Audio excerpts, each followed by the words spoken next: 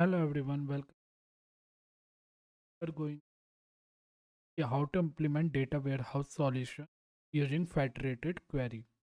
तो दोस्तों इस वीडियो में मैं आपको ये बताऊंगा कि फेडरेटेड क्वेरी कर आप डेटा वेयरहाउस के सॉल्यूशन को कैसे इंप्लीमेंट कर सकते हैं, फैक्ट डायमेंशन टेबल कैसे क्रिएट करते हैं, किस तरीके से रेडशिफ्ट एंड आरडीएस डेटा को मूव आउट करते हैं। तो ये वीडियो काफ़ी इंपॉर्टेंट होने वाली है, तो चलिए आगे चलते हैं।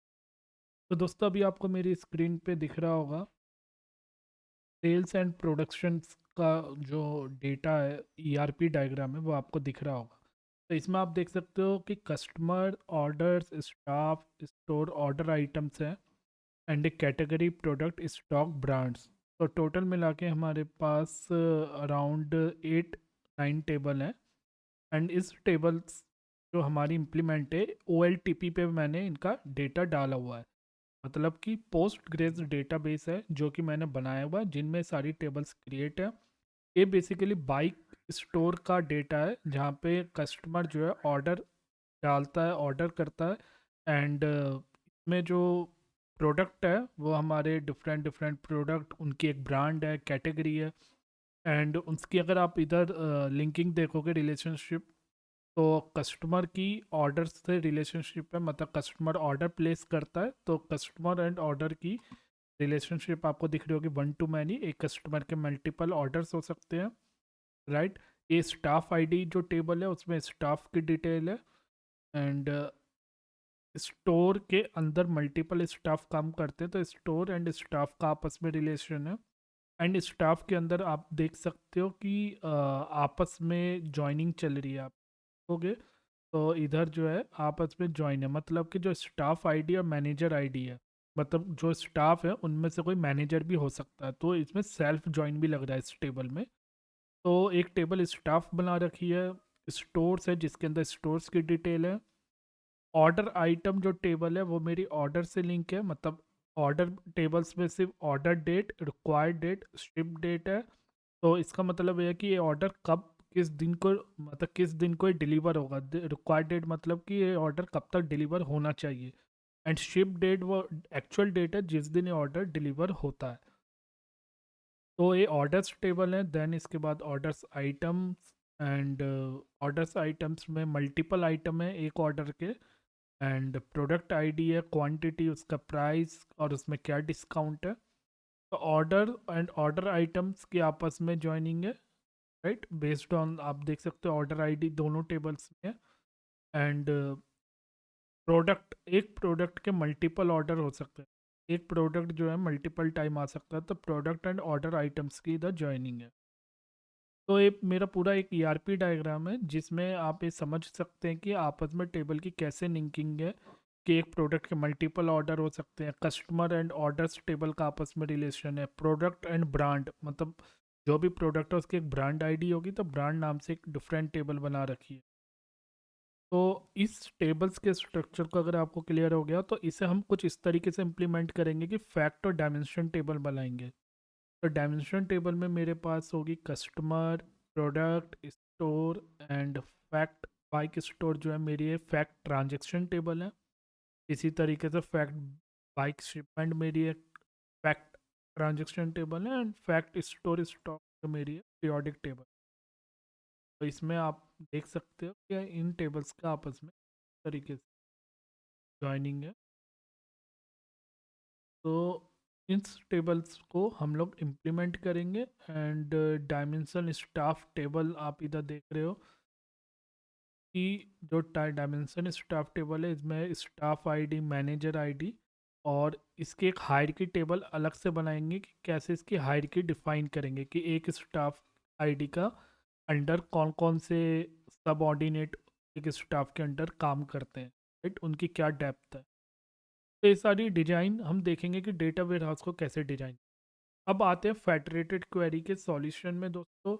जो फेडरेटेड क्वेरी होती है मैंने इसकी अलग से वीडियो बना भी रखी है, तो थोड़ा सा मैं आपको इधर बता देता हूँ कि फेडरेटेड क्वेरी जो होती है हमारे रेड शिफ्ट में क्या होता है कि अगर हम डेटाबेस की टेबल एक्सेस करना चाहते हैं आरडीएस पोस्ट, तो उस टेबल को हमें डायरेक्टली लोड करने की रेड शिफ्ट में ज़रूरत नहीं है। हम क्या कर सकते हैं, एक एक्सटर्नल स्कीमा बना देते हैं जिसे हम फेडरेटेड क्वेरी का कॉन्सेप्ट कहते हैं। और जो भी पोस्टग्रेस या कह लो आरडीएस में टेबल क्रिएटेड है, वो हमें टेबल इधर दिखने लगती है, और उस टेबल में हम रीड क्वेरी, मतलब उस टेबल को हम सिर्फ रीड कर सकते हैं, राइट एक्सेस नहीं मिलता। तो आप इधर देख सकते हो कि मैंने इधर कमांड लिखी हुई है एक्सटर्नल स्कीमा की। मैंने ऑलरेडी आरडीएफ डेटाबेस क्रिएट किया हुआ है, डेटाबेस आरडीएस, एंड इसमें मैंने पोस्टग्रेस डेटाबेस कनेक्ट क्रिएट किया हुआ है। एंड इस डेटाबेस को मैं किससे कनेक्ट कर रहा हूँ, मैंने अपने सिस्टम में डी बीवर डाला हुआ है लोकल पे। एंड वहाँ पे आप देख सकते हो मैंने पोस्टग्रेस से कनेक्ट किया हुआ है। इसके अंदर बाइक स्टोर नाम से स्कीम है, जिसके अंदर मेरी टेबल्स है, ब्रांड, कैटेगरी। तो आपको मैं टेबल्स क्वेरी करके भी दिखा देता हूँ। तो ये मेरी बाइक स्टोर की टेबल है, जिसमें store ID, store name, city, email ID है। देन स्टाफ की टेबल है, जिसके अंदर first name, last name, mail ID, phone number, active store ID, manager ID. उसके बाद कैटेगरी, कैटेगरी में कैटेगरी आईडी, कैटेगरी। फिर आती है brand, brand ID, brand name. Then product, product के अंदर देखिए ब्रांड आईडी, कैटेगरी आईडी दोनों आ रही है, राइट।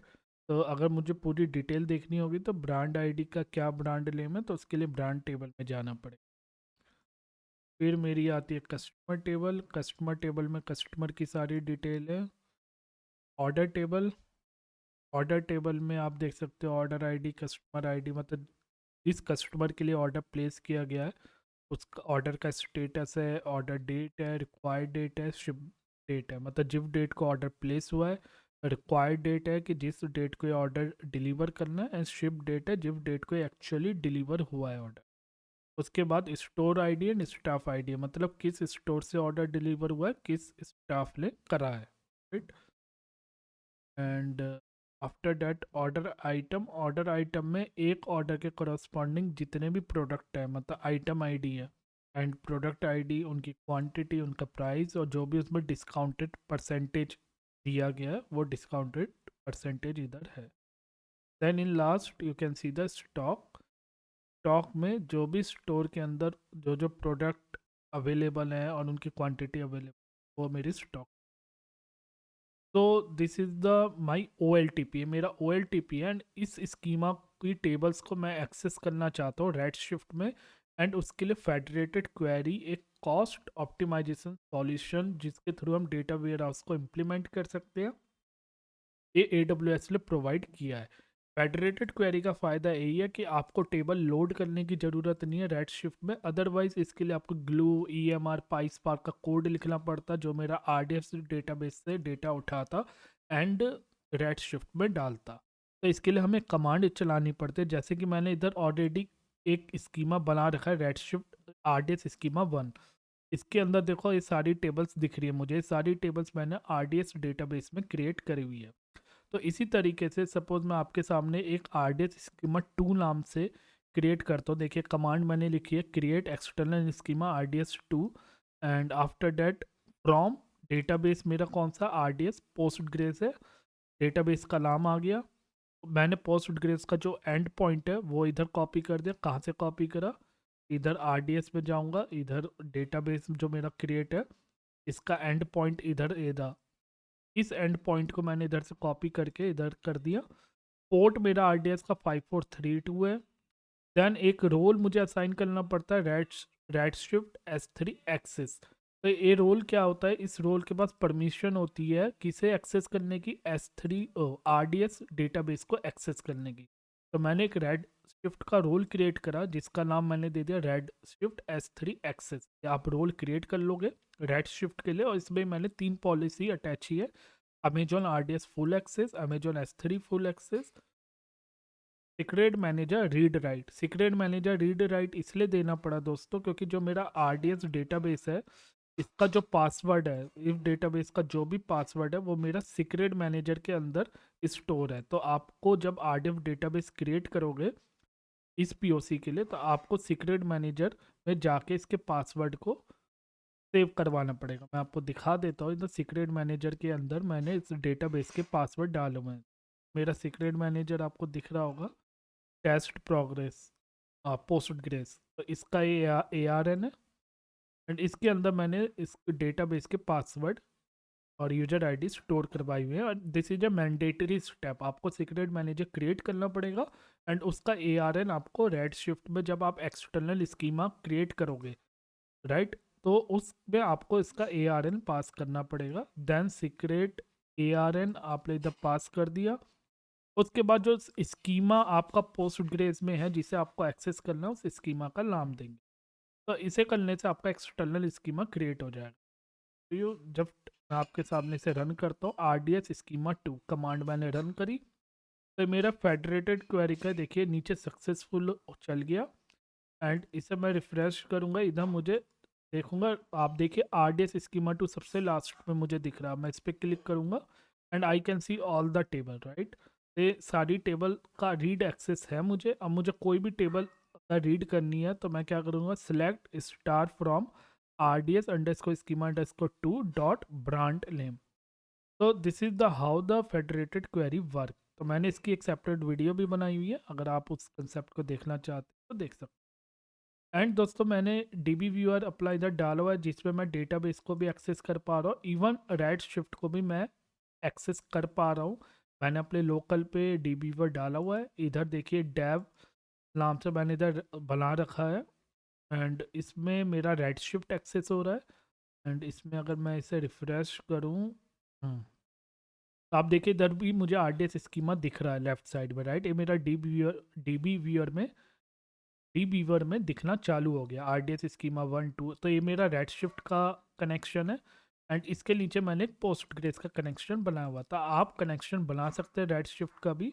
उसके लिए क्या कंडीशन होती है कि आपको अपना रेड शिफ्ट जो क्लस्टर है एक्शन में जाके मॉडिफाई पब्लिकली एक्सेसिबल सेटिंग में इसे टर्न ऑन पब्लिकली एक्सेसिबल बनाना पड़ेगा, ताकि पब्लिकली एक्सेसिबल होगा तो आप अपने लोकल से रेड शिफ्ट को एक्सेस कर सकते हैं। और सिक्योरिटी ग्रुप में जाके इसका जो पोर्ट है 5439 उसे अलाउ करना पड़ेगा। तो जो मेरा सिक्योरिटी ग्रुप है इधर तो 5439 जो पोर्ट है वो है रेड शिफ्ट का। एंड 5432 जो पोर्ट है वो है मेरा इसका RDS डेटाबेस का। तो ये दोनों पोर्ट आपको ओपन करने पड़ेंगे, 5432 एंड रेड शिफ्ट का 5439 पोर्ट रेड सिक्योरिटी ग्रुप से। तो सिक्योरिटी ग्रुप में भी अगर आप जाएंगे तो मैंने दोनों पोर्ट ओपन करे हुए हैं। तो ये सारी चीज़ें आपको करनी पड़ेगी इस लैब को चालू करने से पहले, राइट। आप इधर जाइए, मैंने सिक्योरिटी ग्रुप में आप देख सकते हैं कि Redshift and Postgre SQL का पोर्ट ओपन है, जिसे मैंने एनी मतलब कहीं से भी एक्सेस कोई भी कर सकता। ये दोनों मैंने security group. Now come to the point, we will I have the script, मेरे पास पूरी स्क्रिप्ट है, वो मैं आपको दिखाऊंगा कि किस तरीके से क्रिएट करते हैं। तो अब मेरे पास RDS स्कीमा 1 आपको इधर दिख रहा होगा एंड इसकी जितनी भी टेबल्स हैं मेरे को इधर दिख रही है। तो ये स्कीमा हमने क्रिएट कर लिया है। ये जितनी भी हमारे डेटाबेस की टेबल है, RDS डेटाबेस की टेबल, वो हमें इधर दिखने लगी है। अब इन टेबल का यूज़ करके हमें अपनी dimension and fact table create करनी है और डेटा वेयर हाउस को इम्प्लीमेंट करना है। तो मैं थोड़ा सा आपको एग्जांपल देना चाह रहा हूँ कि सो डैट आपको पता लगे कि डेटा वेयर हाउस में कैसे हम लोग टेबल क्रिएट करते हैं। तो इधर देखिए कि मैंने डायमेंशन प्रोडक्ट टेबल की स्क्रिप्ट बना रखी है, तो वो स्क्रिप्ट मैं आपके सामने चलाऊँगा एंड देन आपको समझ में आएगा थोड़ा कि किस तरीके से फेडरेटेड क्वेरी का यूज़ करके डेटा वेयर हाउस में काम होता है। तो इस प्रोडक्ट टेबल में product ID, product name and A schema DWH dot dim product नाम से मैंने एक स्कीमा क्रिएट किया हुआ है। इसमें पहले से कुछ डेट टेबल पड़ी हुई है, इसे चलिए हम डिलीट मार देते हैं, ड्रॉप कर देते।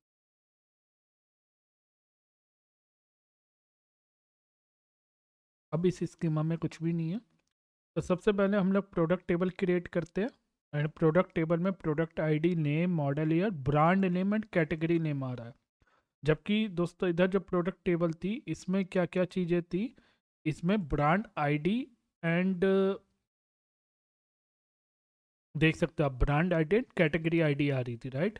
तो मैंने जो डायमेंशन टेबल क्रिएट कर रहा हूँ उसमें मेरे को ब्रांड नेम और कैटेगरी नेम लेके आना है, राइट। तो इस वजह से मुझे क्या करना पड़ेगा, इस प्रोडक्ट टेबल को ज्वाइन लगाना पड़ेगा किससे, ब्रांड से एंड कस्टमर। एंड एक टेबल हमें डायमेंशन टेबल क्रिएट करनी है। तो डायमेंशन टेबल क्या होती है मैं ऑलरेडी वीडियो में बता चुका हूँ, डायमेंशन फैक्ट टेबल का कॉन्सेप्ट, तो वो उस वीडियो में आप जाके देख सकते हैं। डेटा वेयर हाउस नाम से मैंने एक वीडियो बनाई थी, उसमें सारी चीज़ें एक्सप्लेन। तो इधर मैंने प्रोडक्ट डायमेंशन टेबल क्रिएट करते हैं सबसे पहले। एंड जब एक टेबल क्रिएट हो जाएगी and we are inserting the record. And in dimensional product table हमारे जो रिकॉर्ड इंसर्ट होंगे वो किसके बेस पे रहेंगे, आप देख सकते हो R D S schema one मेरा स्कीमा है। एंड इस स्कीमा के अंदर प्रोडक्ट एंड ब्रांड दो टेबल है, एंड कैटेगरी। तो मैंने प्रोडक्ट ब्रांड का ज्वाइन मारा पहले, एंड थोड़ा सा जूम कर लेता, ब्रांड आईडी के बेस पे। एंड देन मैंने कैटेगरी से ज्वाइन मारा कैटेगरी आईडी के बेस। तो जो मेरा प्रोडक्ट टेबल है उसकी ब्रांड आईडी का ब्रांड टेबल से ज्वाइन मारा, एंड कैटेगरी का कैटेगरी आईडी से ज्वाइन मारा। एक कंडीशन और ऐड ऑन कर दी, where product ID is not null. और इसके बाद अब इंसर्ट इनटू डायमेंशन प्रोडक्ट, तो इस सेलेक्ट क्वेरी से जो भी डेटा होगा वो इंसर्ट हो जाएगा इस डायमेंशन प्रोडक्ट में। एंड हमने इसे इंसर्ट क्वेरी को चला देते हैं।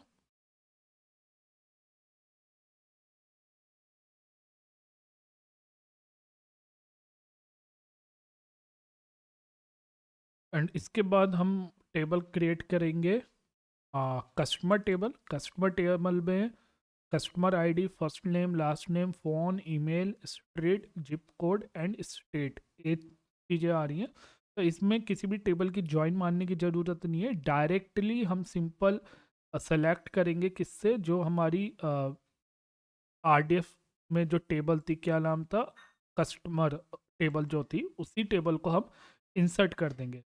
मगर इसमें हमने कॉलेक्स की कंडीशन लगा दी। कॉलेक्स का मतलब ये है कि अगर फ़ॉर्म में वैल्यू नल हो तो वहाँ पे नल नहीं दिखेगा, वहाँ पे उसकी वैल्यू क्या दिखेगी, अननोन आ जाएगी लिखी, राइट। तो जहाँ जहाँ नल होगा, phone, mail, street, zip code, state, वहाँ पे नल की जगह अननोन आ जाएगा। Rest of the thing same है। तो आप इसे एक तरीके से ट्रांसफॉर्मेशन भी समझ सकते हैं कि हमने थोड़ा सा ट्रांसफॉर्म कर दिया इधर। And we create the dimension customer table. तो हम चलते हैं, तो ये मेरी टेबल क्रिएट हो चुकी है, प्रोडक्ट टेबल। चाहे तो डेटा देख सकते हैं।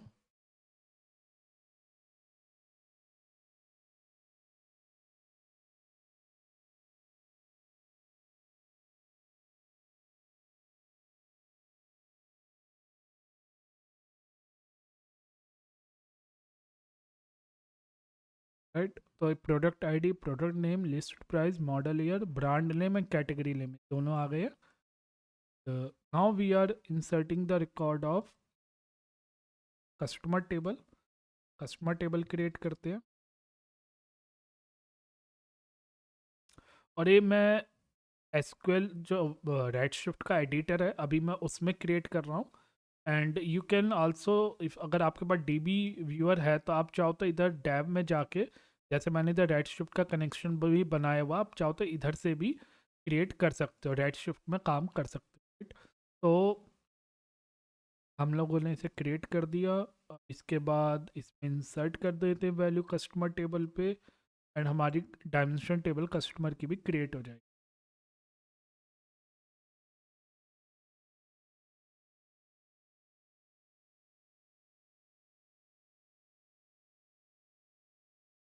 तो दोस्तों आइडिया ये है कि हमारा जो ये आर्किटेक्चर है, इस आर्किटेक्चर को इम्प्लीमेंट करना, मतलब कि जो डायमेंशन टेबल है, फैक्ट टेबल है, सही है, तो ये सारी टेबल्स में डेटा लेके आ रहे हैं हम लोग, इस टेबल को क्रिएट कर रहे हैं। ये किसके लिए क्रिएट हो रहा है, ये जो हमारा ईआरपी डायग्राम देख रहे हो, ओ में हमारा जो डेटा पड़ा हुआ है, customer, order, staff, category, brand, stock, तो इन सब डेटा को हमें लेके जाना है डेटा वेयर। हम इसी के अकॉर्डिंग ही अपनी टेबल्स क्रिएट कर रहे हैं।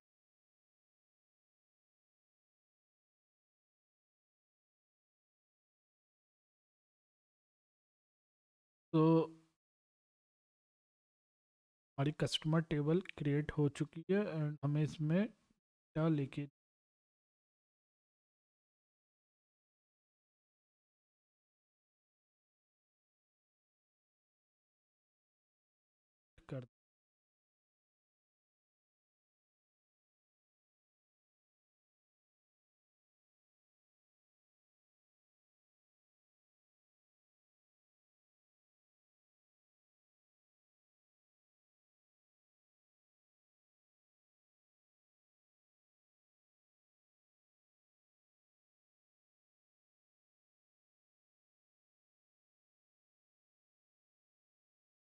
डेटा इंसर्ट हो गया है एंड आप चाहो तो इस टेबल को डेटा को डिस्प्ले करवा के देख सकते हैं।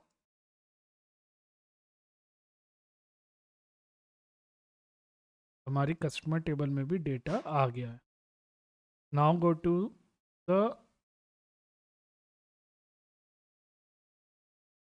Dimension store table, right. तो हम लोग अब डायमेंशन स्टोर टेबल को क्रिएट करते हैं। एंड दोस्तों एक चीज़ ध्यान रखना है, ये जो हमारी रेड शिफ्ट में प्राइमरी की जो होती है वो प्राइमरी की तरह काम नहीं करती है। ये जब दिखाने के लिए कि आपको समझ में आ जाए कि प्राइमरी की है, यूनिक है, but you can store duplicate value also here. तो इस चीज़ को ध्यान रखना है कि हमें अपनी क्वेरी में हमेशा यूनिक रिकॉर्ड इंसर्ट करवाने हैं। एंड डेटा वेयर हाउस में जो ये प्राइमरी की और ये सब होता है, जस्ट आपका एक कांस्टेंट का नाम दे दिया सो डैट कि आपको समझ में आ जाए कि प्राइमरी की वाला कॉलम है, इसमें यूनिक वैल्यू आनी चाहिए, बट ये अपनी तरफ से एनफोर्स नहीं करता। कस्टमर का डेटा आप देख सकते हो, इधर दिख रहा है नेम, मेल आईडी, स्ट्रीट आ गई एंड हमारी डायमेंशन कस्टमर क्रिएट हो गई। Now we are creating the store dimension table जिसमें स्टोर रिलेटेड डिटेल है एंड इस पे भी हम डेटा इंसर्ट कर लेते हैं।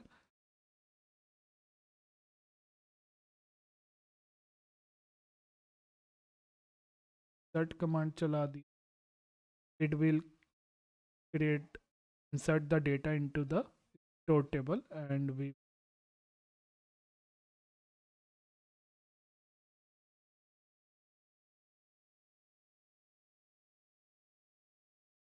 store टेबल के बाद हम क्रिएट करेंगे स्टाफ टेबल। तो स्टोर टेबल क्रिएट हो गई है एंड इसमें आप डेटा देख सकते हैं।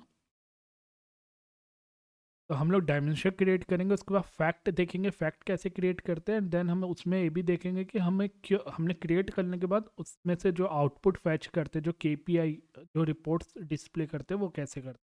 तो you can see store ID, store name, phone, mail, street, zip code, city. तो हमने स्टोर आईडी का डेटा भी स्टोर कर लिया। अब now we will create the dimension table.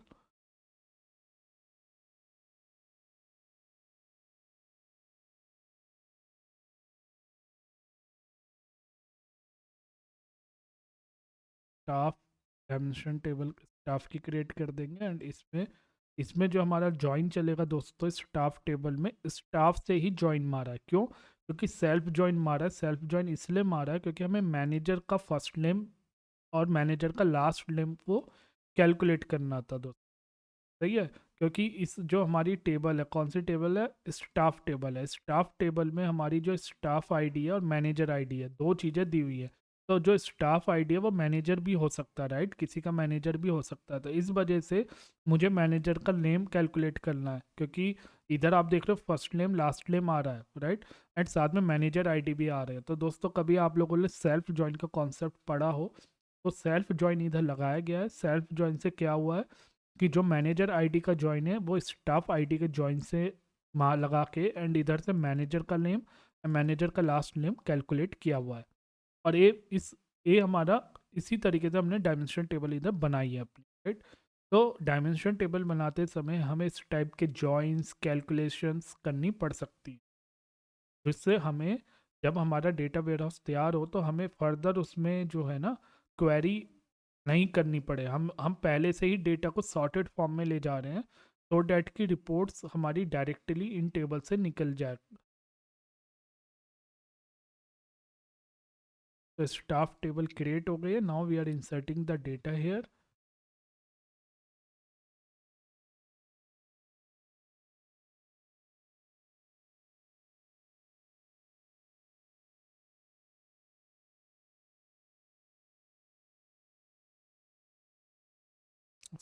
Table create करनी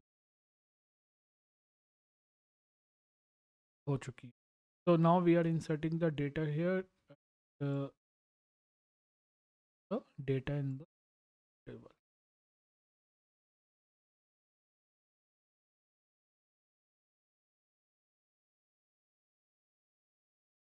तो डायमेंशन स्टाफ टेबल में भी डेटा आ चुका है, लोड हो चुका है हमारे आरडीएस डेटाबेस से। एंड इसके बाद हमारी जो टेबल बचेगी वो बचेगी डायमेंशन डेट टेबल। दोस्तों ये डेट टेबल बहुत यूज़फुल है डेटा वेयर हाउस की बात। क्यों यूज, कोई भी रिपोर्ट क्वार्टरली ईयरली देखनी है, different different period different time जो टाइम्स के लिए देख, तो उसके लिए आपके पास एक डेट टेबल होनी चाहिए। इसमें आप एक पर्टिकुलर तारीख तक का, या आप कह लो 5 साल तक डेट्स हैं, वो उस टेबल में क्रिएट कर लेते, एंड उस के करस्पॉन्ड आप एक डाल दे तो क्वार्टर वन में लाई करती है, वो वीक वन में लाई करती है, वो मंथ वन में लाई करती है। तो डैट कि अगर आपको कल को कोई रिपोर्ट मंथली दिखानी है, तो आप इसकी डेट आईडी से ज्वाइन मारोगे, आपके पास एक डायमेंशन टेबल फैक्ट टेबल है, डेट आईडी पड़ी, राइट, और एक आपके पास डायमेंशन डेट टेबल के अंदर डेट, आप दोनों डेट कॉलम को ज्वाइन मारोगे, एंड उसके बाद जो है अगर आपको मंथली या वीकली देखनी है, तो डेट टेबल का जो कॉलम है ना, डे ऑफ मंथ या वीक ऑफ मंथ, इसके बेस पे ग्रुप बाय कर दो, तो वो रिपोर्ट आपकी मंथली कैलकुलेट हो जाएगी, है ना।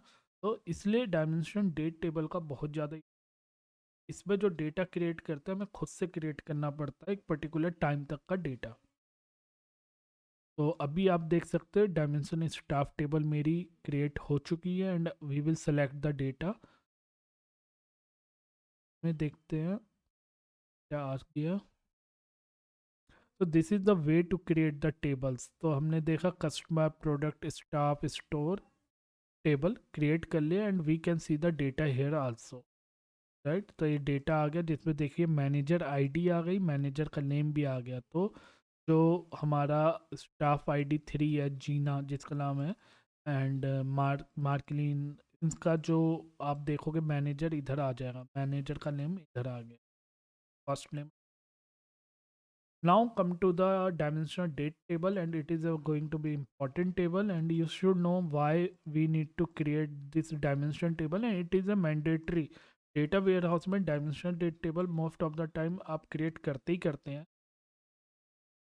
तो डायमेंशन टेबल में देखिए अगर आप इसके कॉलम देखेंगे तो कॉलम से हर डेट आईडी है, डेट है, उस पर्टिकुलर डेट का नेम, डे नेम क्या है, वो डे ऑफ मंथ कौन से महीने में लाई करता है, वीक ऑफ मंथ कौन से वीक में लाई करता है, कौन सा वीक है महीने का, वीक ऑफ ईयर कौन सा वीक है साल का, फिर मंथ, मंथ नेम कौन से मंथ में लाई हुई है, क्वार्टर कौन से क्वार्टर में लाई कर रहा है वो पर्टिकुलर डेट, कौन से ईयर में, इस वीकेंड क्या वो पर्टिकुलर डेट वीकेंड है या नहीं। तो ये सारे कॉलम इसमें क्रिएट है प्लान में। और डायमेंशन टेबल क्रिएट करने के बाद जब इसकी क्वेरी देखेंगे इंसर्ट की, और ये मैं आपको दोस्तों गिट में शेयर कर दूंगा ये सारी, सो डेट आपको खुद भी आप चाहें तो कर सकते हैं। नाउ यू कैन सी कि रेड शिफ्ट में कैसे हम लोग इसे बना रहे हैं। अगर आप इसकी स्क्रिप्ट देखोगे इधर डेट की, तो इधर एक्सट्रैक्ट ईयर, मंथ और डे, सही है, ये तीनों चीज़ें एक्सट्रैक्ट हो रही है डी से, डी मतलब इधर डेट से है, तो डेट से तीनों चीज़ें एक्सट्रैक्ट हो रही है। एंड उसके बाद इधर हर एक केस कंडीशन लगा रखी है कि अगर डेट में डी ओ डब्ल्यू मतलब डेट ऑफ वीक, ये वैल्यू रिटर्न करेगा 0 1 2 3 4 5 6, तो उससे पता लग जाएगा अगर जीरो है तो हमने इसे हार्ड कोड कर दिया संडे मंडे। तो इधर केस लगाया जिससे मैंने डे नेम कैलकुलेट करे।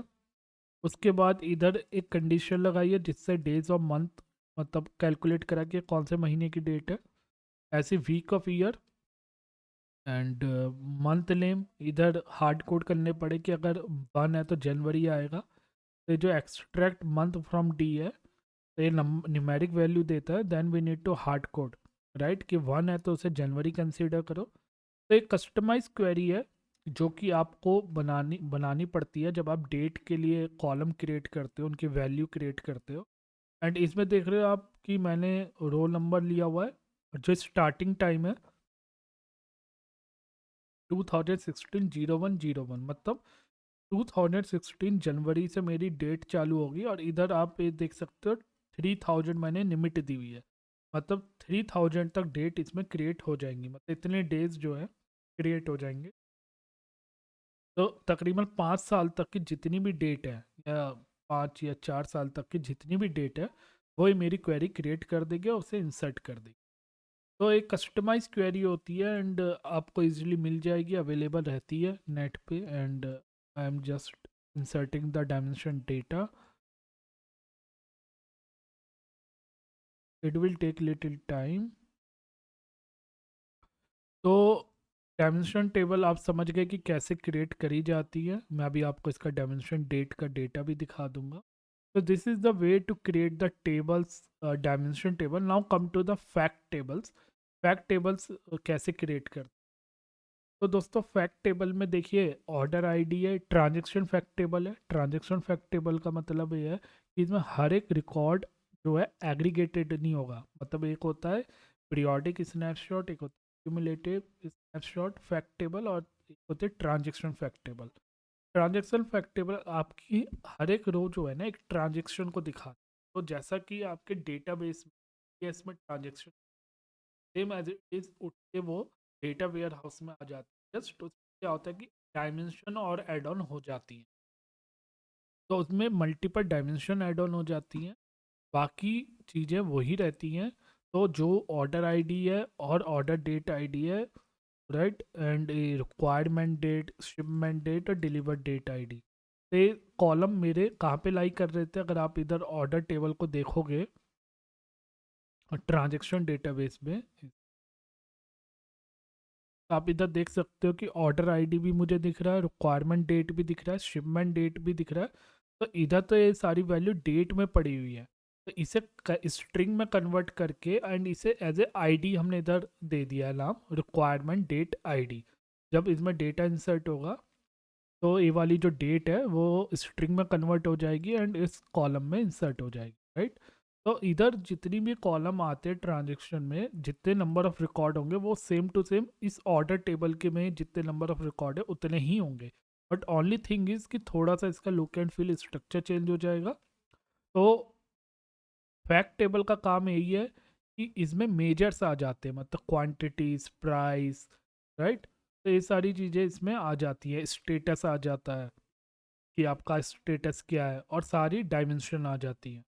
तो जैसे fact bike order snapshot table है, तो इसमें आप देख सकते हो कि order ID, order date ID, requirement date ID, shipment date ID, delivery date ID, तो ये सारे कॉलम तो थे ही। ऑर्डर स्टेटस भी ऐड ऑन हो गया, कस्टमर आईडी तो था ही, एंड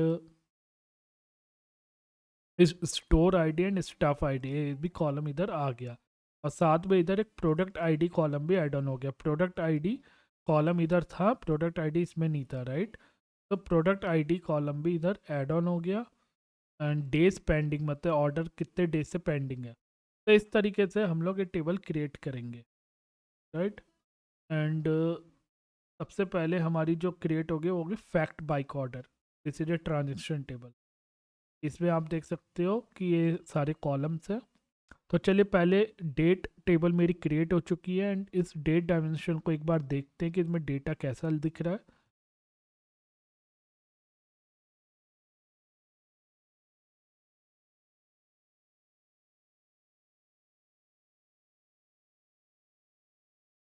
एंड आपको इधर डेट टेबल दिख जाएगी, इसका डेटा।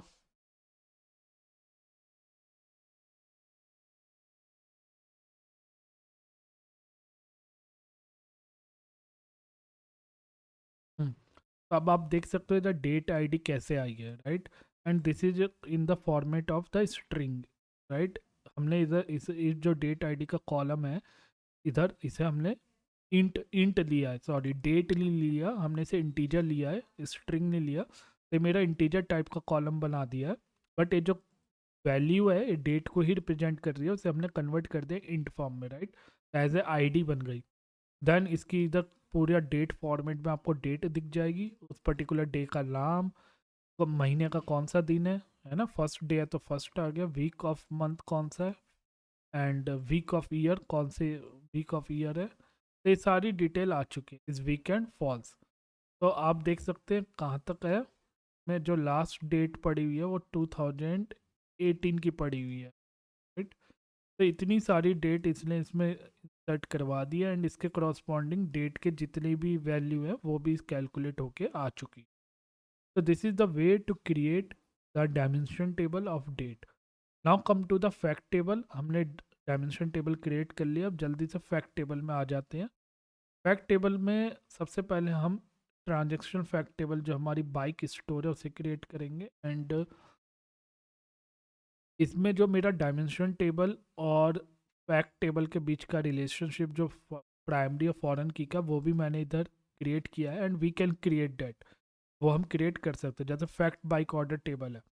तो इसमें मैंने जैसा कि बताया कि जो ट्रांजेक्शन हुई है order table, right, order table मैंने आपको इधर दिखाई भी थी कि इस ऑर्डर टेबल में जो भी डिटेल है, ऑर्डर टेबल में ऑर्डर आइटम दो टेबल हैं, राइट। ऑर्डर आइटम टेबल में अमाउंट भी है, प्रोडक्ट आईडी भी है, दोनों चीज़ें। तो इस टेबल में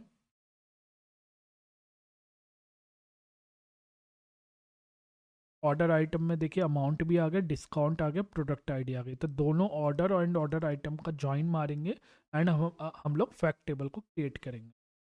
एंड आप इधर देख सकते हैं सारे कॉलम है, requirement date, customer ID, staff ID, store ID, सब जितनी भी डायमेंशन की आईडी है या जिसके बेस पे भी हमें इस फैक्ट टेबल से रिपोर्ट निकालने, वो सारे कॉलम की आईडी आ जाती है।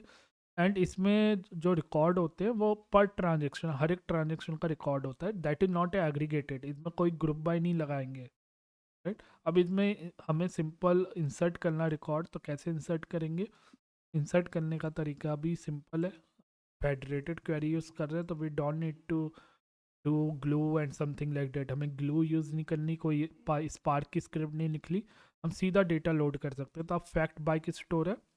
अब इसमें जो मेरा ये वाला टेबल्स है, राइट, इधर पोस्ट ग्रेस RDS की जो टेबल है उसको, वो क्योंकि मुझे इधर डिस्प्ले हो रहे हैं, राइट, उसके लिए मैंने स्कीमा क्रिएट करा हुआ RDS स्कीम। तो उन दोनों टेबल को ज्वाइन मारेंगे, ऑर्डर एंड ऑर्डर आइटम को, based on the order ID. And इससे हम लोग ऑर्डर डेट को किस में कन्वर्ट करेंगे? इंट फॉर्म में। तो इधर मैंने कास्टिंग करी हुई है, required date and order date को इंट फॉर्म में कन्वर्ट करा एंड उसे हमने ऑर्डर डेट आईडी बोल दिया, रिक्वायरमेंट डेट आईडी बोल दिया, राइट। तो इन दोनों डेट आईडी इधर इंटीजर है तो इसलिए मुझे इसे इंटीजर में कन्वर्ट करना पड़ा date col. And rest of the thing same है, हमने सिर्फ ज्वाइन करा है। तो उसके बाद customer ID, staff ID, store ID मेरी ऑर्डर टेबल में स्टोर है एंड ऑर्डर आइटम टेबल में जो मेरा स्टोर है quantity, price, discount, product ID store है। इधर हमने प्राइस और क्वांटिटी की मल्टीप्लाई करके ऑर्डर अमाउंट कैलकुलेट किया एंड डिस्काउंटेड ऑर्डर अमाउंट भी कैलकुलेट किया। Like that we can create table, insert कर दे। तो ये टेबल मेरी क्रिएट हो रही है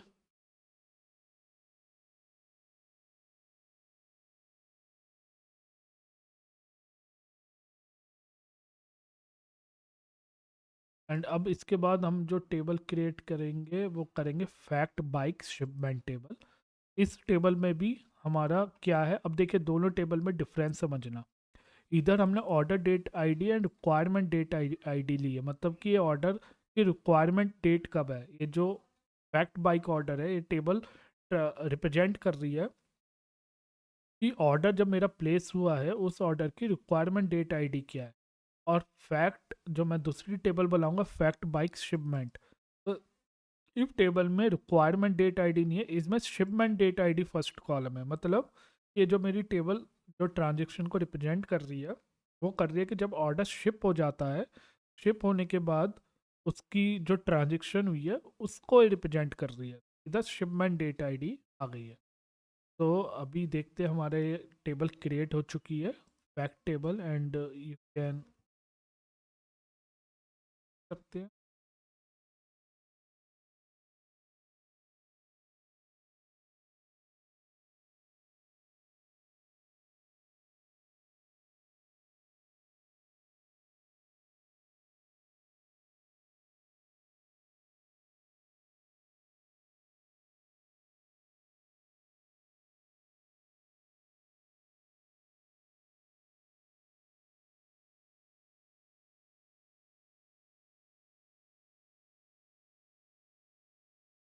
लाइक ऑर्डर डन नॉट, कि ये क्रिएट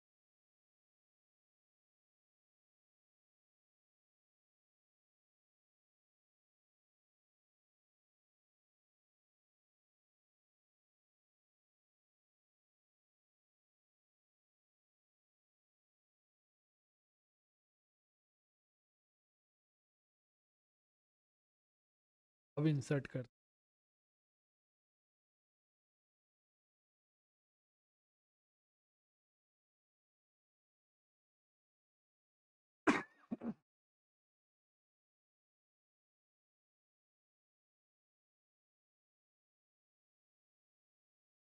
तो इस टेबल को क्रिएट करने के बाद हम अब नेक्स्ट टेबल जो क्रिएट करेंगे फैक्ट बाइक शिपमेंट करेंगे। तो इस टेबल को भी हम लोग, तो अब आप फैक्ट बाइक ऑर्डर टेबल को देख सकते हैं रन करके कि इसमें बाइक का जो ऑर्डर है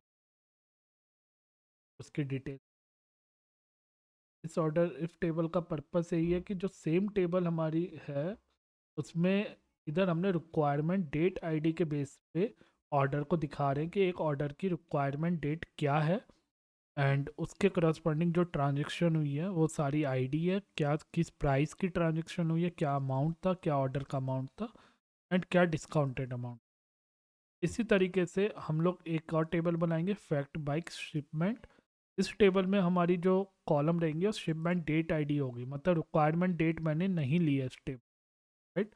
तो इस हर टेबल का एक अपना पर्पस होता है। इस और इफ टेबल का मतलब पर्पस ये था कि ऑर्डर जब प्लेस हुआ है तो क्या क्या थी, और सेकंड टेबल का पर्पस है कि जब ऑर्डर की शिपमेंट हो चुकी है तो डिलीवर हो चुका है तो इसमें रिकॉर्ड आके इंसर्ट होते हैं।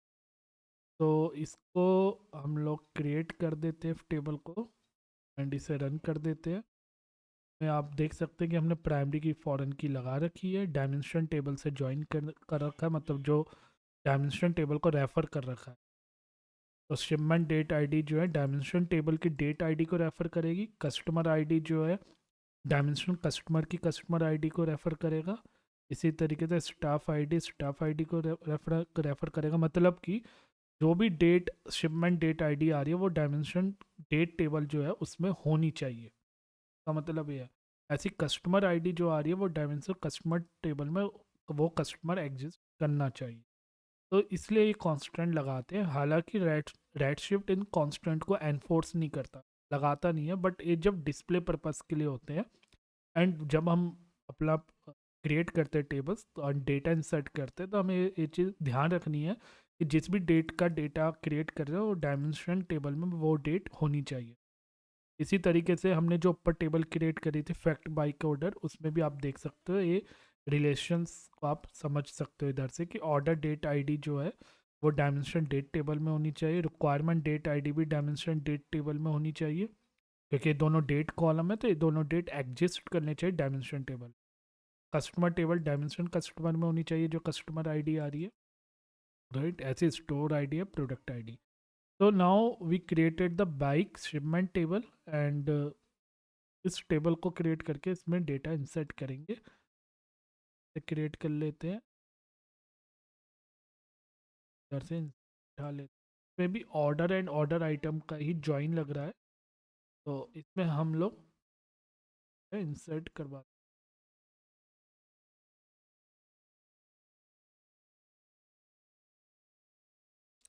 तो हमने the fact bike shipment table भी में भी डेटा इंसर्ट करवाया। एंड इसके बाद हम एक टेबल क्रिएट करेंगे पीरियोडिक स्नैप। पीरियोडिक स्नैपशॉट का मतलब है कि हम डेट के बेस पे जो है एक पर्टिकुलर इंफॉर्मेशन स्टोर करवा रहे हैं, जिसमें हम एक पर्टिकुलर डेट का डेटा देख सकते हैं या मंथली डेटा देख सकते हैं या क्वार्टरली देख सकते हैं। तो उसके अकॉर्डिंग हम लोग करते हैं। फर्स्ट हम इसे बता देते हैं क्रिएट। क्रिएट हो चुकी है मेरी fact bike shipment table, and इसे भी सेलेक्ट करके देख लेते हैं and you can C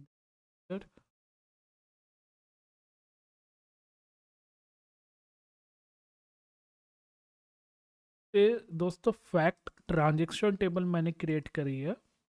and fact transaction table मेरी क्रिएट हो गई है। This is not a periodic snapshot. Periodic snapshot में क्या होता है, पर्टिकुलर मंथ या पर्टिकुलर डेट, या आप ऐसे कह सकते हैं कि उसमें एग्रीगेशन होता है, राइट, कि हम लोग मंथली वीकली टाइम का डेट स्टोर करते हैं।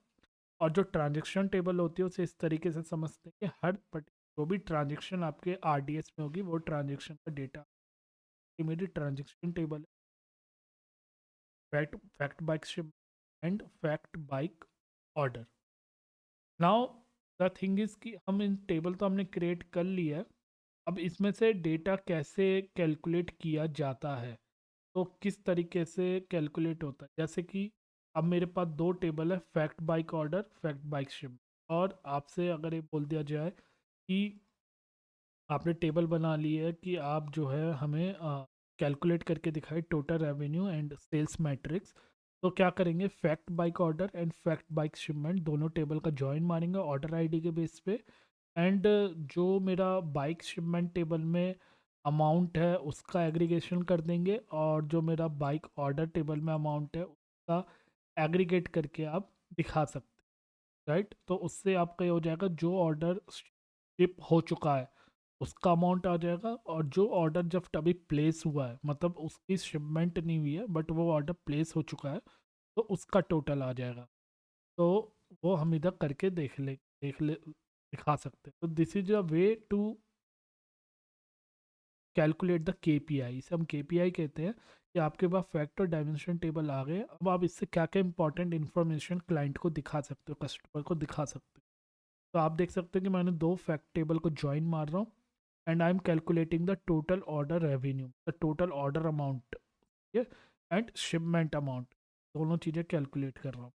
तो आप देख सकते हो कि इधर मेरा total order revenue, total discounted order revenue आ गया, और इसके बगल में टोटल शिपमेंट रेवेन्यू और total discounted shipment revenue, right. तो इन दोनों टेबल्स का जॉइन मार के हम कैलकुलेट,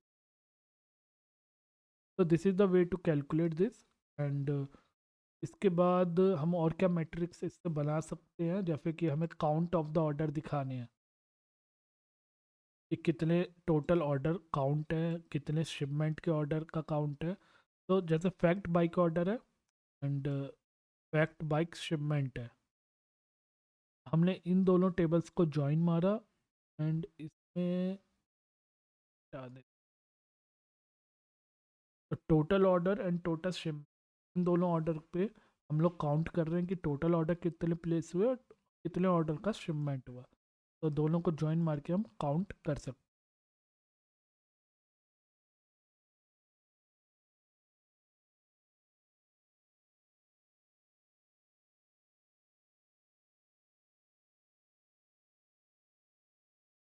तो you can see the total order and total shipment, right. तो this is the way to look out the data. और अगर कोई आपसे बोले कि भाई count of the order, you just give me in respect of the customer, customer wise आप count of the order दीजिए। तो अगर आपको इधर कस्टमर वाइज क्लिक करना है तो इधर आप लेफ्ट ज्वाइन, फिर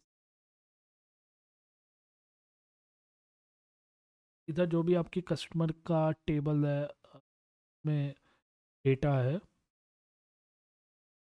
टेबल हमने क्रिएट करी थी इधर। हम्म, तो इसमें देखिए कस्टमर आईडी आ रही है ना, तो इधर से कस्टमर इस टेबल को उठाएंगे और इसकी कस्टमर आईडी का जॉइन मारेंगे। तो इधर हमने कस्टमर आईडी उठाई ऑन,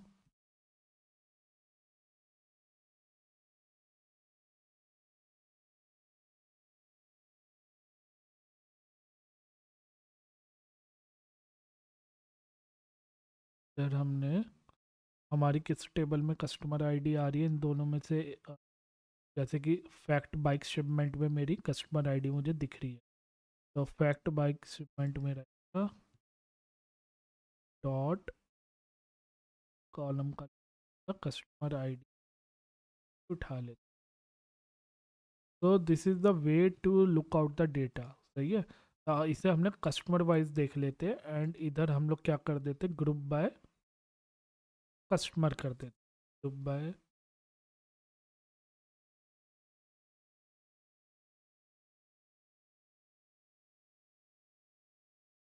ये डेटा मेरा customer ID wise group by हो जाएगा, राइट। एंड इसे हमने इधर रन किया,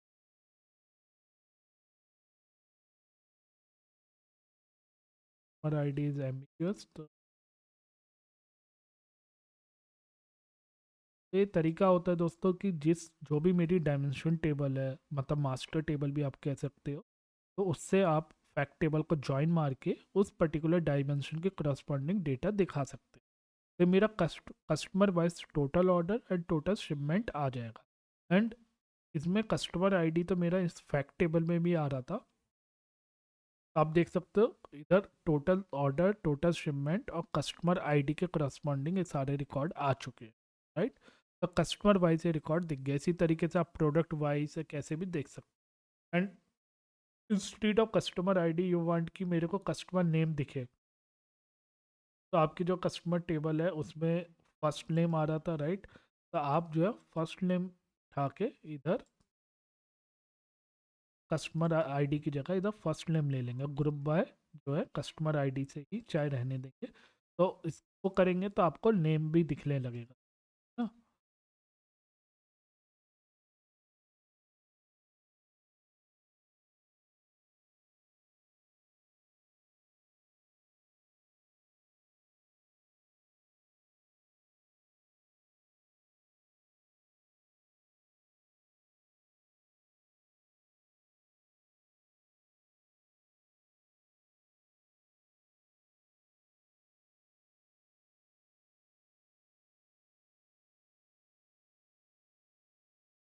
तो कस्टमर नेम के बेस पे आपको डेटा दिख जाए।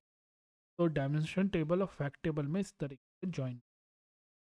तो आई होप आपको समझ में आएगा कि फेडरेटेड क्वेरी का यूज़ करके किस तरीके से dimension table, fact table create कर सकते हैं। आप पीरियोडिक फैक्ट टेबल भी क्रिएट कर सकते हैं, एक्यूमुलेटेड फैक्ट टेबल भी क्रिएट कर सकते हैं। देखिए इधर टोटल ऑर्डर, टोटल शिपमेंट, उसके करस्पॉन्डिंग नेम दिख। आई होप आपको ये वीडियो अच्छी लगी होगी, पसंद आई। और ये सारी स्क्रिप्ट मैं आपको गिट लिंक में प्रोवाइड करूँगा सो डैट कि आपको अपने कल पे टेस्ट। तो अगर वीडियो पसंद आया हो प्लीज़ चैनल को लाइक कीजिए, वीडियो को चैनल को सब्सक्राइब कीजिए, वीडियो को लाइक कीजिए, कमेंट करके। Thank you, have